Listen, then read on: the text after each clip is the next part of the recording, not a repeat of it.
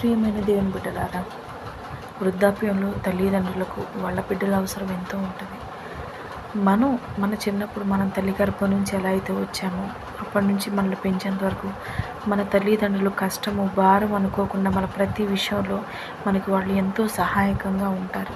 మనం స్నానం చేపించడము, మనకి భోజనం పెట్టడం, మనం లేచి నడిచేంత వరకు చిన్న బిడ్డలప్పుడు ఎలా అయితే అడుగులు వేస్తామో ఆ అడుగులు వేయించేది కూడా మన తల్లిదండ్రులే.